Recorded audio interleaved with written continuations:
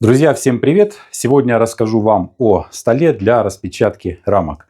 Назначение, устройство, выбор, обзор, распаковка и чем можно заменить на первых этапах и почему я выбрал именно такой стол. То есть расскажу абсолютно все для новичков и тех, кто уже задумывается непосредственно о выборе, какой фирмы выбрать и так далее. И сразу хочу вам сказать такую важную информацию. Особенность этого видео в том, что в нем абсолютно нет никакой рекламы.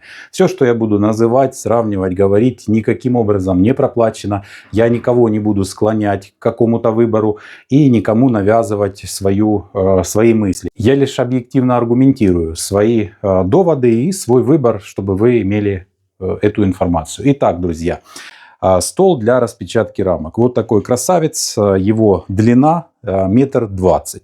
Бывают они метр, 1,20 м, 1,50 м и даже 2 метра. Начнем сначала. Для чего он нужен? Нам для того, чтобы в пчеловодстве получать распечатанные рамочки, вот такие вот, которые уже мы откачиваем в медогоночке и получаем уже их без меда. Необходимо обязательно где-то снять этот забрус, чтобы он куда-то попал. Многие начинающие пчеловоды делают это над обычными пластиковыми мисками, ставят туда какую-то досточку, берут вилочку, либо же ножом срезают этот забрус в миску и потом все это там начинают с этим заниматься, короче говоря, играться. Какая есть альтернатива этому? Первая, самая простая альтернатива каким-то дорогим устройствам и дешевым мискам — это вот такая ванночка для распечатки сот.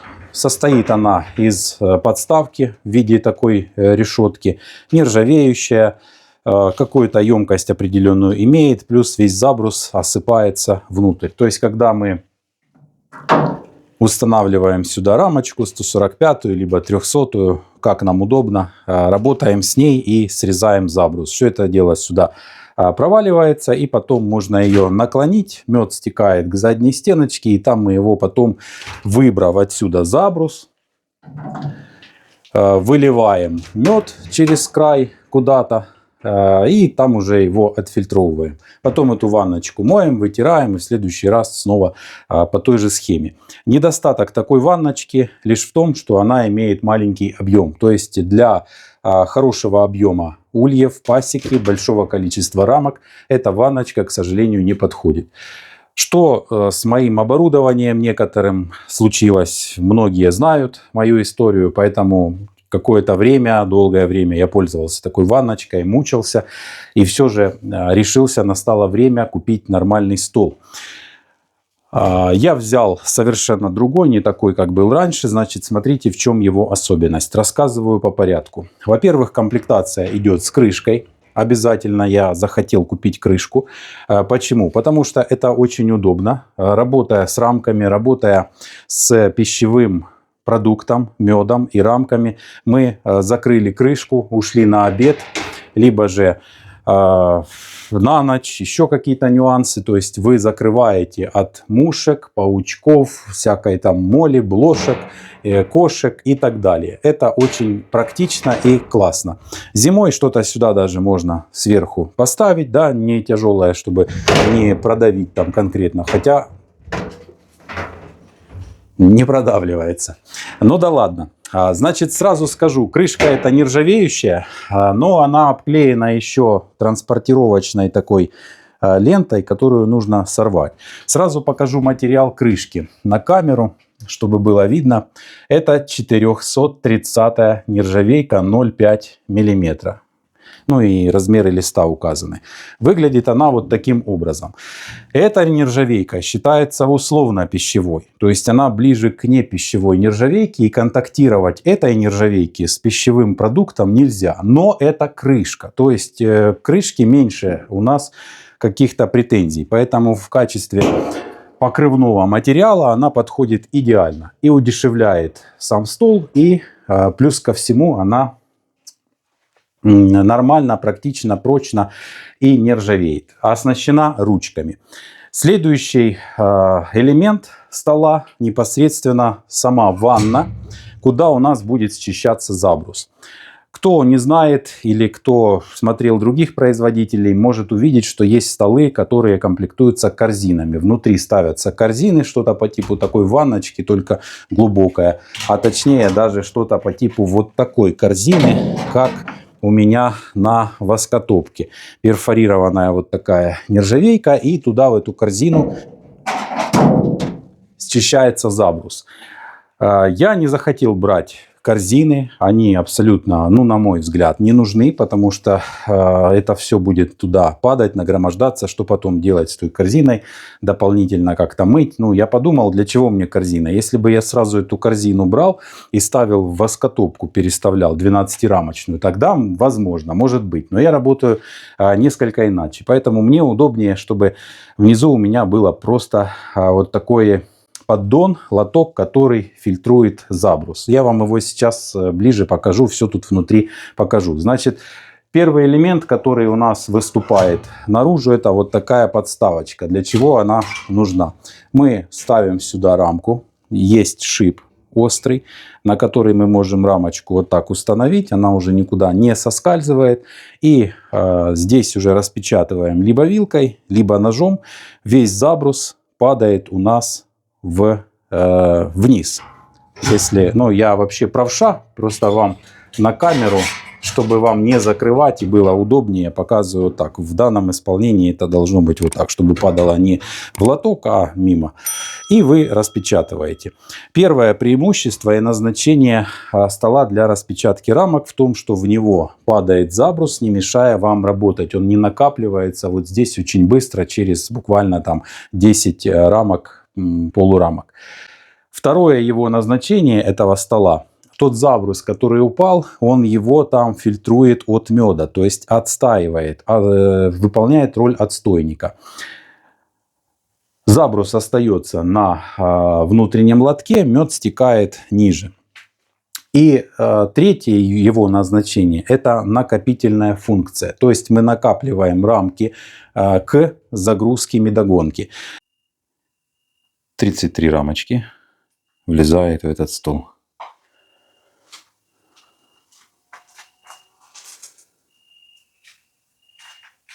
Соответственно, пришли вы с ящиком для того, чтобы распечатать эти рамочки. Вы переставили из ящика сюда, берете их, работаете. Например, сюда поставили вот такие запечатанные на эту сторону. Покажу вам такой пример технологического процесса, как удобно работать со столом. Это для тех, кто не знает, зачем он нужен и думает, да зачем я с миской и водяным ножом буду справляться прекрасно. Вот вы поставили в эту сторону запечатанные рамки. Принесли магазин, 2, ну остальные у вас тут стопкой стоят. И начинаете работу. Взяли вы рамочку, распечатали ее, поставили в медогонку. Забили медогонку, пока медогоночка у вас крутится, вы продолжаете работать. Или ваш помощник распечатывать рамки, распечатывать. Куда их ставить? Вы поставили сюда в стол. Распечатанная рамка сразу же, с нее капает, просто льется мед. И все это может стекать как раз туда вниз. То есть здесь у вас условно где-то посередине вы накапливаете забрус, рамки у вас сюда, все это удобно. То есть пока медогонка работает с вашим n-ным количеством рамок, вы продолжаете распечатывать, накапливать. Медогонка закончила крутить, вы достаете откачанные рамки, ставите их уже в корпуса, ящики для того, чтобы вернуть пчелам на усушку, либо же куда-то там дальше поставить, как вы устроили свой дальнейший технологический процесс. И вы дальше берете, распечатываете, и эти рамки распечатанные снова загружаете в медогонку. То есть в первую очередь стол для распечатки рамок значительно экономит время технологического процесса откачки меда, повышает продуктивность труда и тем самым повышает рентабельность вашей пасеки. В одиночку со столом можно сделать гораздо больше и быстрее. Я подсчитывал примерное время в тандеме с хорошей мощной медогонкой большого объема и таким столом.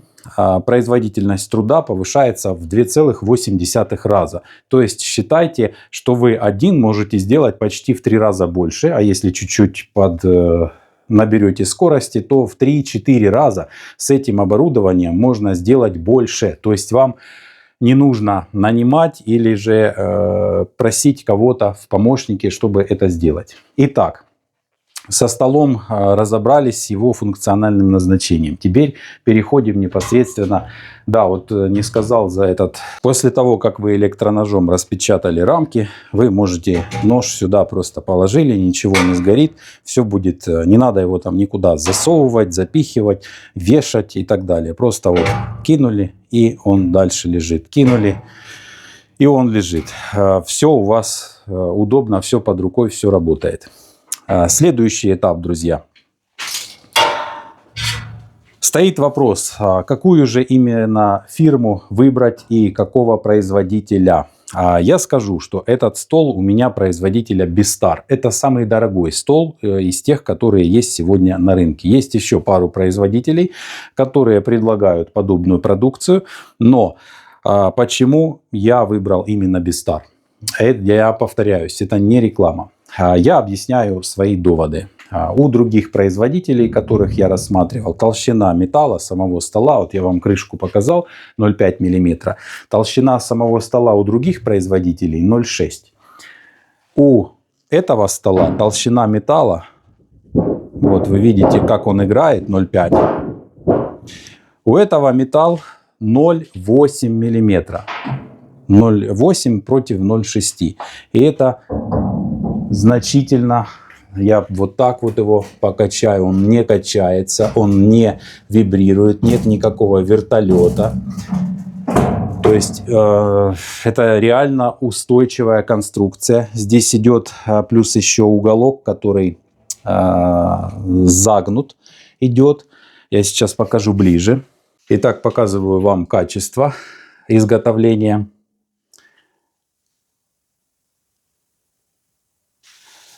Загнут металл сюда уголком. Получается довольно плотная конструкция. Металл этот цельный, то есть здесь нет никакого соединения сварного, ничего этого нет. Сразу же переходит сюда и вот так вот, ну как бы завальцовано. Качество сварных швов, посмотрите какое. Сварные швы просто идеальные. Здесь также посмотрите на чистоту этих сварных швов.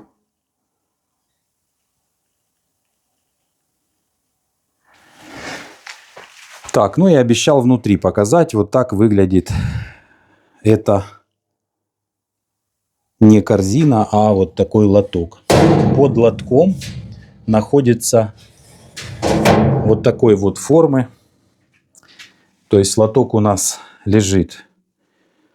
Лоток у нас лежит вот здесь, вот так. Под лотком находится вот такой вот конической формы у нас желоб, по сути, в который стекает мед. И с обратной стороны этого стола находится очень мощный кран. Мощный в плане того, что он, во-первых, выполнен из нержавейки.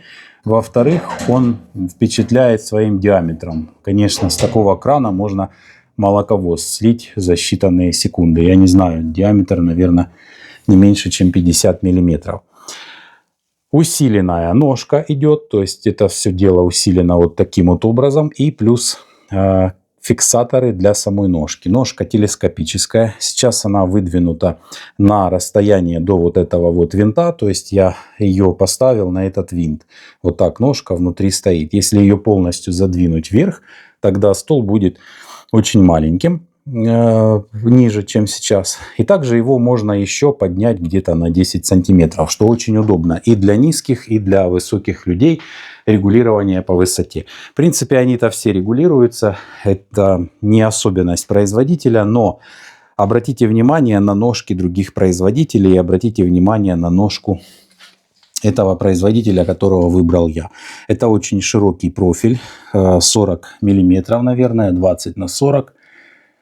Примерно так. То есть реально такая, как профильная труба. Поэтому стол, вот я качаю, он очень устойчивый, просто реально мощный стол.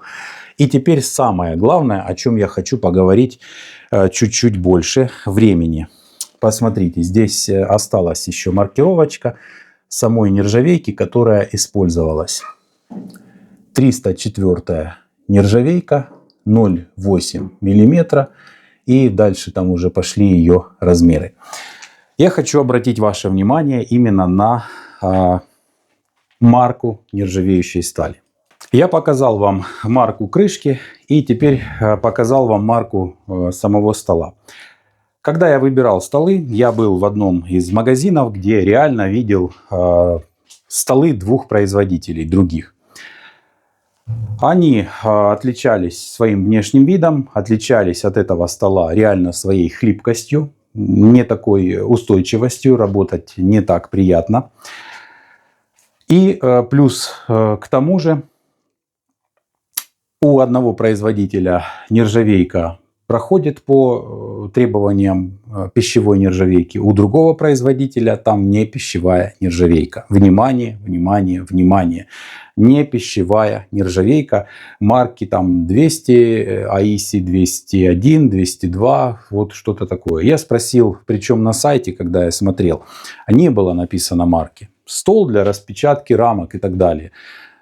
Пишу, какая марка стали используется нержавейки для изготовления вашего стола. 200. И все, и до свидания. Почему так? Потому что стол непосредственно контактирует с медом. Он является отстойником для меда. И вот эта решетка, сито это, поддон, и сама емкость, куда мед собирается, определенное время мед контактирует там, стоит, может стоять и неделю даже, если вы в работе привозите, откачиваете, ну там может много накопилось, слили, тем не менее окисление происходит, мед имеет кислую среду, и если нержавейка не пищевая, какой-то металл, там еще может кто-то из оцинковки сделать, мед портится однозначно, то есть его свойства меняются при контакте с металлом. Поэтому обязательно нержавейка для стола распечатки рамок должна быть пищевой. Марки 304, такой, как я вам показал.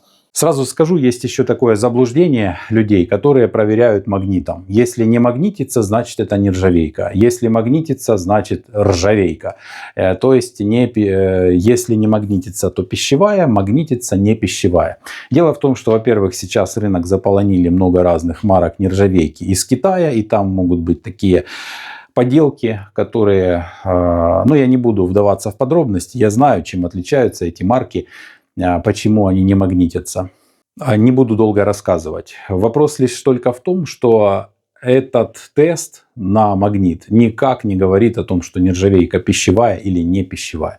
Поэтому здесь уже производитель проверенный. Да, стол не дешевый. Такой стол стоит 14 тысяч плюс крышка 15, где-то ну там 15 с копейками под 16 тысяч со всеми прибамбасами, как говорится. Поэтому это вы можете посмотреть на сайте, я же говорю, это не реклама, это вот я поехал взял, точную цену не помню, потому что брал не только стол. Поэтому кому интересно, заходите, смотрите, выбирайте. Я объяснил, в чем мой выбор. Металл, его качество, его толщина, качество изготовления и все, что мне необходимо здесь есть. Думаю, обзор был полным. Я объяснил все аспекты, которые я считал нужным, что вспомнил. Если что-то упустил, добавьте, пожалуйста, в комментариях. Если вас что-то интересует, вы хотите что-то спросить, также пишите свои комментарии. Не забывайте подписываться в Telegram-группу, где можно снять ваши видео, ваше фото, что-то спросить, попросить совета. Там много опытных пчеловодов, которые подскажут, в том числе я там нахожусь. Можем вместе решить какие-то ваши вопросы, проблемы, нюансы. Поэтому всем добро пожаловать на канал, всем добро пожаловать в Telegram. И в следующих видео я покажу свою новую медогонку.